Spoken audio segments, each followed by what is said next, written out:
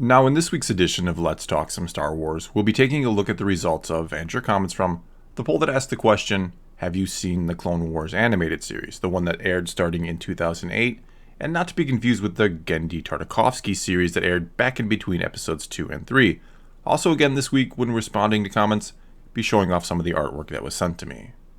But for now, let's take a look at the results of the poll, where we'll see that 32% of the 36,000 who voted said they'd watched the series multiple times. 27% then said they'd watched all of it, or close to all of it, with another 19% saying they've watched some, but certainly not all, which then left 14% of people who said they hadn't seen it, or maybe had seen a few episodes, but wanted to watch it, and 8% who said they hadn't seen any of it, or just a few episodes, and had no interest in changing that.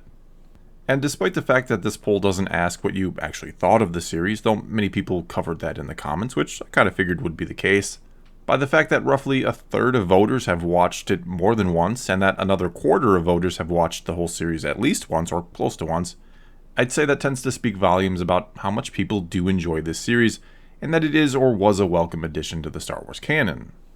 However, that addition doesn't come without some amount of controversy, thanks to there being another earlier Clone Wars series, which I mentioned moments ago, that the newer series does conflict with or pretty much override. And then there was also a series of comic books from Dark Horse Comics that covered the Clone Wars as well that doesn't mesh up with this series either. Not to mention there were novels like the Republic Commando series that dealt heavily with the clones and their relationship with the Jedi, which again doesn't line up with this series at all. And I will be getting to some of that in the comments. First though, let's explore why a lot of fans do love this show, and begin as we always do with the top-rated comment, which this week came to us from Obi-Wan Kenobi, who said, "Well, of course I know about Star Wars The Clone Wars. I starred in Star Wars The Clone Wars." And when reading this comment in my head, I can't help but hear the voice of Sir Alec Guinness, and to remember his famous line in A New Hope after Luke asks him if he knows who Obi-Wan Kenobi is, and he says, "Of course I know him. He's me." Okay, let's now move on to this comment from Matt Wells, who said, "Many people talk about if they were prequel, original, sequel, trilogy generation of Star Wars fans. I was part of the Clone Wars generation." And, this might be one of the coolest or best aspects of the series that no one really talks about all that much. That it did create its own sub-generation of fans, if you will. Ones that maybe were just a bit too young to remember or get into the prequels as they were coming out, but found this show and developed a love for Star Wars because of it. And though I think Rebels 2 captured and brought a lot of younger fans into the franchise who are probably only now really starting to come of age perhaps, it's a shame that the latest show Resistance couldn't or didn't do that it didn't resonate with the younger crowd of today.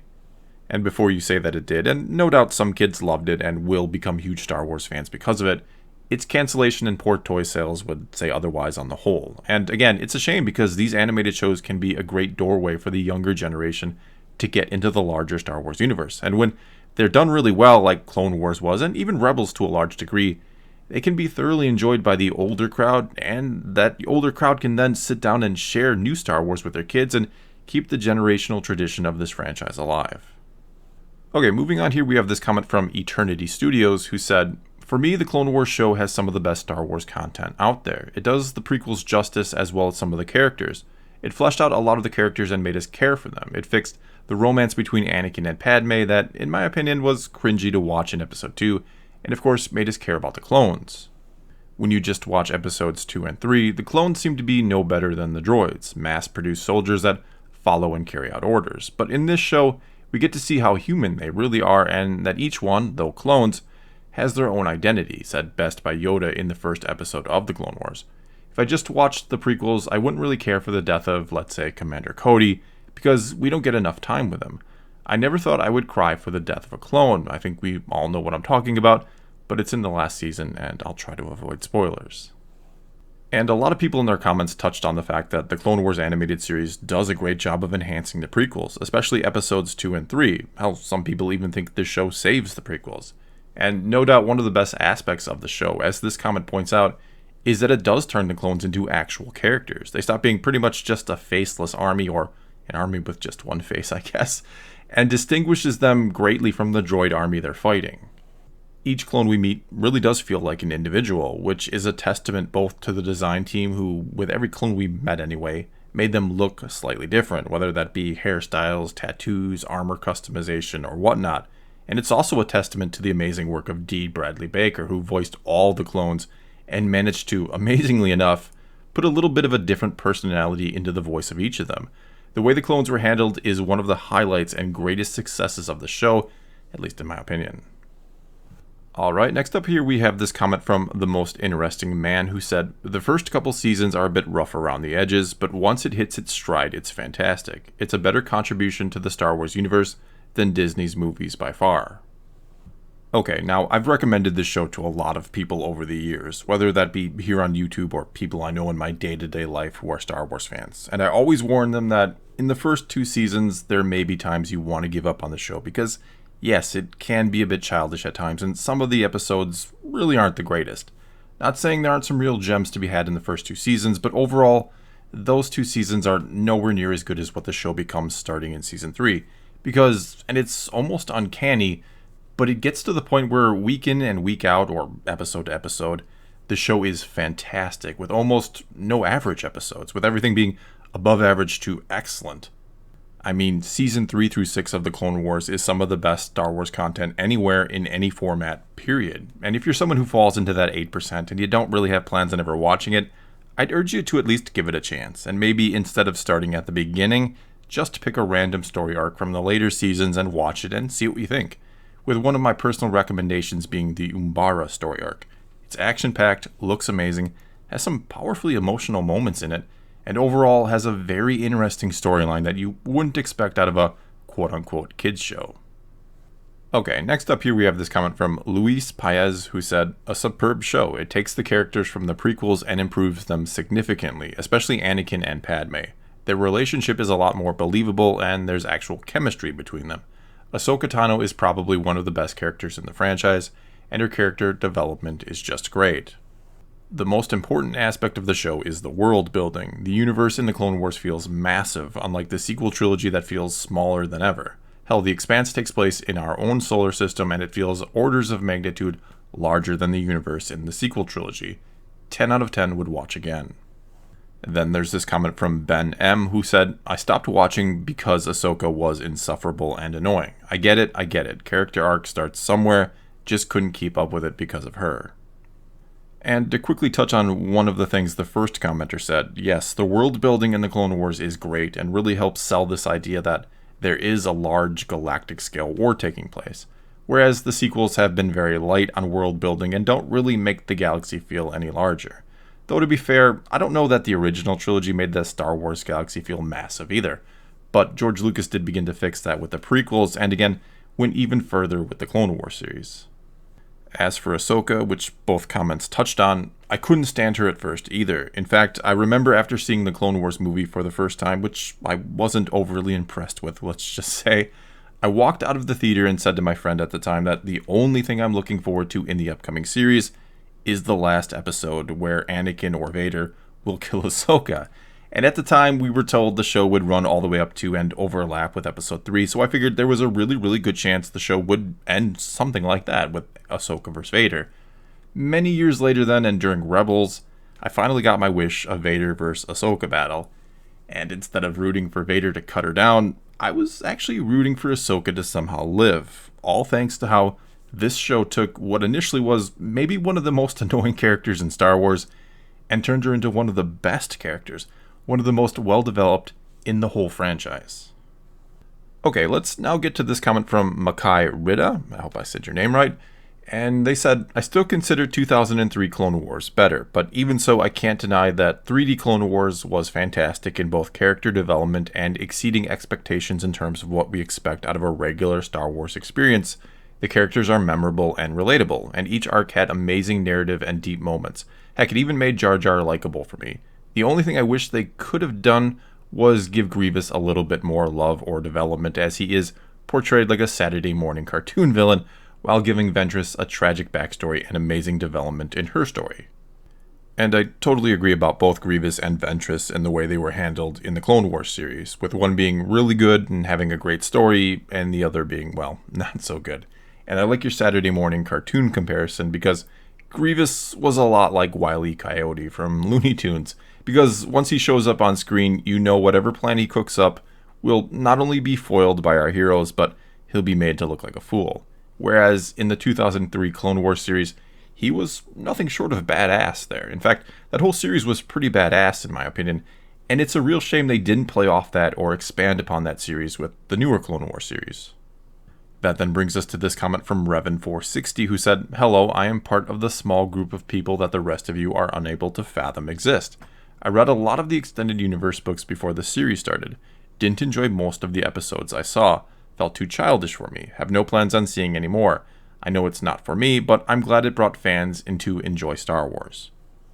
Okay, first of all, I always appreciate someone who can accept that others like something they don't, or that others don't like something that they do, especially nowadays. Second of all, I'm curious if the episodes you've seen come from the first couple seasons of the Clone Wars or the later ones, which, as I talked about earlier, can impact how you feel about the show. That said, there are a lot of people who do not like the Clone Wars animated series because it doesn't line up at all with the 2003 series, nor the comic books from Dark Horse, nor the other books and stories from the expanded universe, which I do completely understand and respect that stance. As I like to say, we all love Star Wars, we're all Star Wars fans, but that doesn't mean we have to like the exact same aspects of it, or that we can't have our own little headcanon, or follow what we want to follow. I mean, I'm someone who loved the 2003 Clone Wars series, and who also loves the new series that started in 2008. I was also a big fan of the Republic Commando series, which had a very different take on the clones and Order 66, with it not being a secret command programmed into the clones, but rather one of a series of different commands that the clones knew. And when that fateful moment came, when Palpatine issued Order 66, they all had a choice to make, and that was very interesting.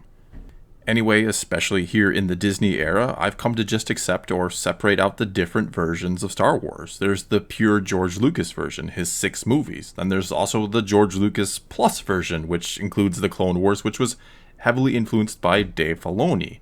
And then there's also the expanded universe, which is really separate from Lucas, but something he always kind of kept an eye on and made sure it didn't get too crazy. And then there's also the new Disney canon, and there's also countless of other fan fiction universes that exist out there. And so who am I to say which ones you can and can't enjoy, or which one means the most to you?